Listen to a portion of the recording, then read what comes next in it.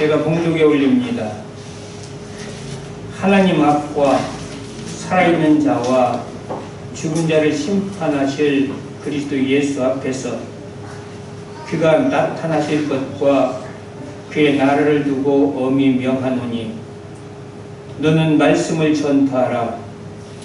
때를 얻든지 못 얻든지 항상 힘쓰라. 범사의 오래 참음과 가르침으로 경책하며 경계하며 권하라. 때가 이르리니 사람이 바른 교훈을 받지 아니하며 귀가 가려워서 자기 사욕을 따를 스승을 많이 두고 또 그 귀를 진리에서 돌이켜 허탄한 이야기를 따르리라. 그러나 너는 모든 일에 신중하여 고난을 받으며 전도자의 일을 하며 네 직무를 다하라. 전자와 같이 내가 벌써 부어지고 나의 떠날 시각이 가까웠도다.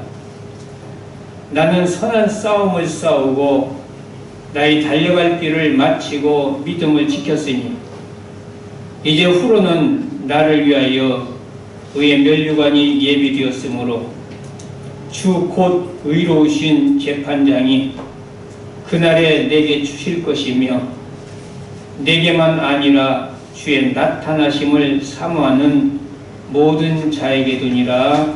아멘. 오늘은 본문 말씀을 가지고 마침표라는 제목으로 함께 은혜를 받기를 바랍니다. 2020년도도 며칠만 있으면 마침표를 찍어야 합니다. 이렇듯 우리 인생은 길든 짧든 마침표를 찍어야 할 날이 있음을 성경은 분명히 가르쳐주고 있습니다. 전도서 3장 2절에 보니까 날 때가 있고 죽을 때가 있으며 이 날은 남녀노소 빈부기 전 할 것 없이 그 어느 누구도 피해 갈 수 없습니다. 그것은 하나님이 정하신 질서이기 때문입니다. 하나님이 정하신 질서가 무엇이겠습니까? 로마서 11장 36절에 보니까 이는 만물이 주에게서 나오고 주로 말미암고 주에게로 돌아감이라 라고 말씀하고 있습니다. 나온 곳으로 다시 돌아가는 것입니다. 그래서 창세기 3장 19절에도 보니까 네가 흙으로 돌아갈 때까지 얼굴에 땀을 흘려야 먹을 것을 먹으리니 네가 그것에서 취함을 입었음이라. 너는 흙이니 흙으로 돌아갈 것이니라 하시니라. 물론 영은 하나님으로부터 왔으니 하나님께로 돌아가야 합니다. 누가복음 12장에 보면 어리석은 부자 이야기가 나옵니다. 그런데 이 부자는 자신에게 인생의 마침표가 있는 줄을 까마득하게 몰랐습니다. 그래서 그는 열심히 일을 했습니다. 더 나은 삶을 위해서 열심히 일했던 겁니다.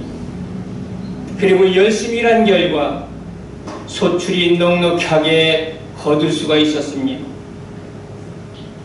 그래서 생각하기를 이제 소출이 넉넉하니 소출이 많이 있으니 옛날 작은 창고는 다 헐어버리고 이제는 크게 창고를 짓고 그곳에 내가 거둔 많은 것들을 가득 채우고 이제는 멋지게 살자 이렇게 생각하고 있을 때에 누가복음 12장 20절에 보니까 하나님이 뭐라고 말씀하십니까?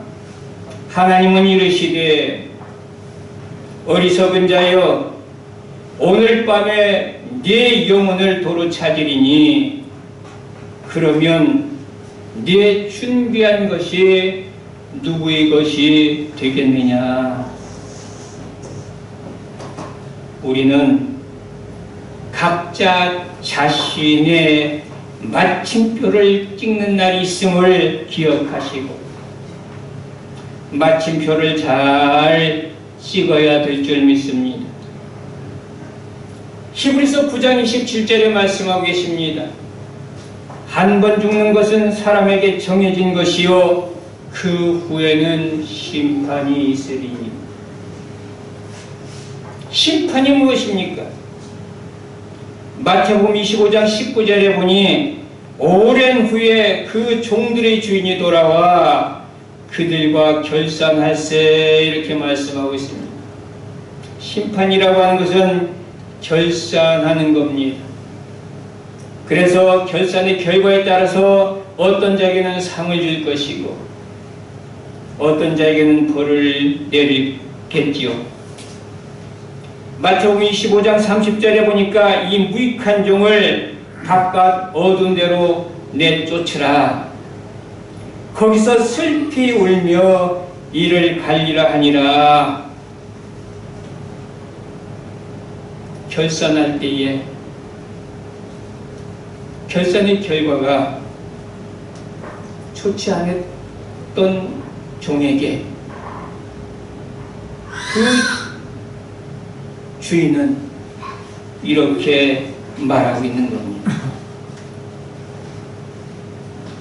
이럼에도 불구하고 우리가 마침표를 잘 찍지 못하는 이유가 무엇이겠습니까? 그것은 이 어리석은 부자처럼 모두가 다 불감증에 걸렸습니다.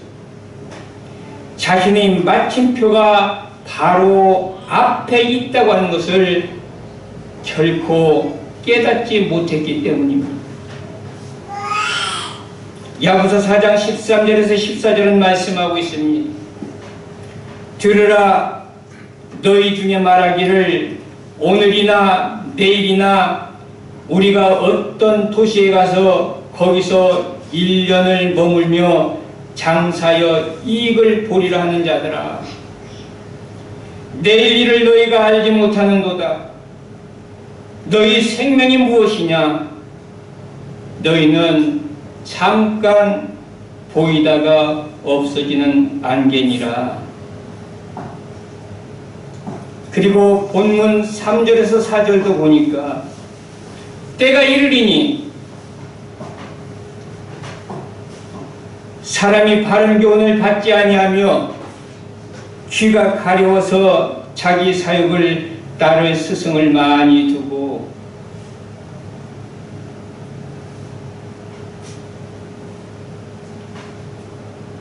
그래서 사람들은요 잘못을 책망하며 바른 길로 인도해주는 사람은 별로 좋아하지 않아요. 그리고 자신의 비위를 잘 맞춰주는 사람, 못해도 잘했다 해주는 사람, 이러한 사람들을 좋아합니다. 교회에서도 그러는 것 같아요. 목사가 성도들이 잘못했을 때 잘못을 지적해주고 바로 세우려고 하면 감사하게 생각하기보다는 오히려 싫어하면서 시험 들더라고요. 못해도 잘합니다, 수고했습니다, 애씁니다, 고맙습니다 해주면 좋아하고 우리 목사님 최고라고 하더라고요. 세상이 이렇게 되었다는 얘기입니다. 바른 교훈을 받지 아니하며 귀가 가려워서 자기 사욕을 따를 스승을 많이 두고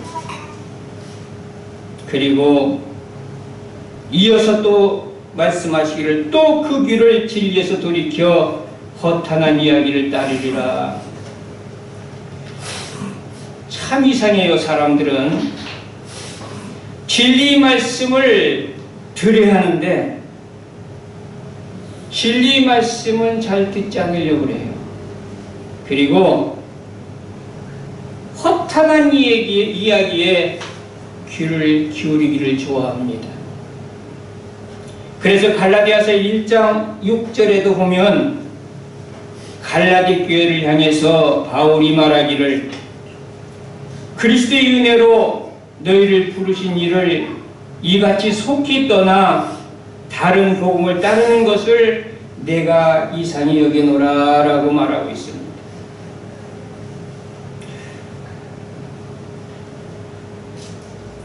주님은 오늘도 경고하고 계십니다. 야고보서 5장 1절에 보니까 들으라 부한 자들아 너에게 임할 보셈으로 말미암아 울고 통곡하라. 그러므로 사랑하는 성도 여러분들, 우리는 마침표를 잘 찍어야 합니다. 마침표를 잘 찍기 위해서는 어떻게 해야겠습니까?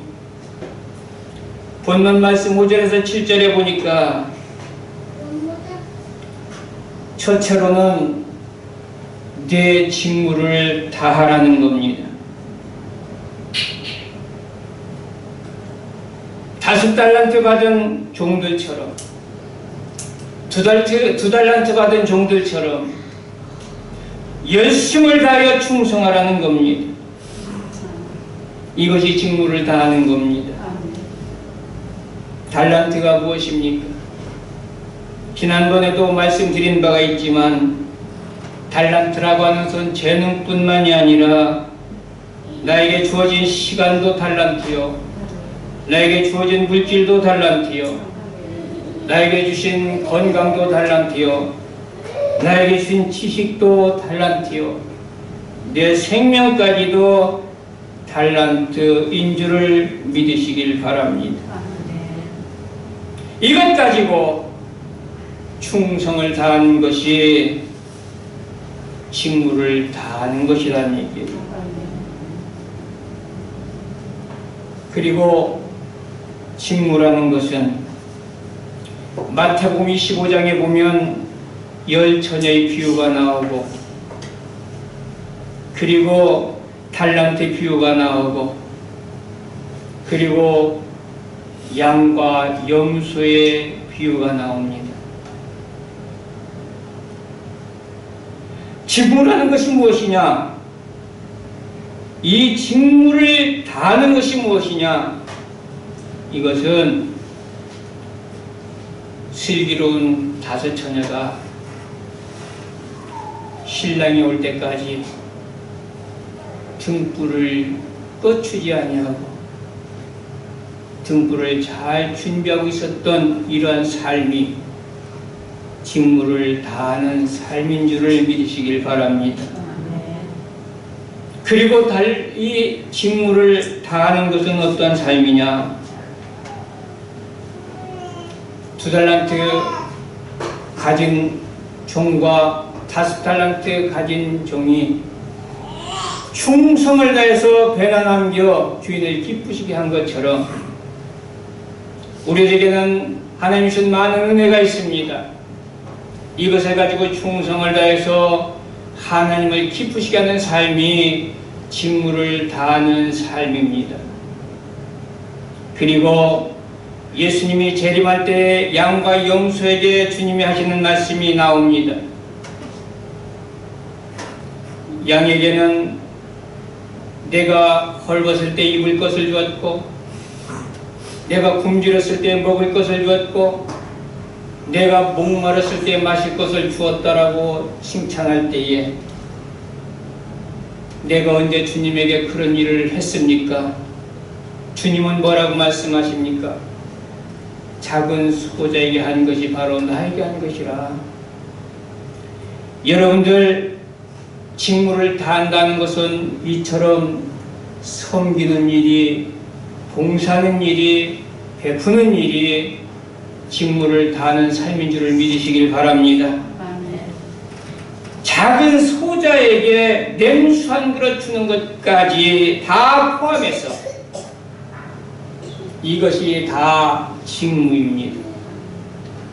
우리는 우리들에게 많은 해야 할 직무들이 있습니다. 이 직무를 다하는 삶을 통해서 여러분들이 마침표가 잘 찍혀지기를 바랍니다.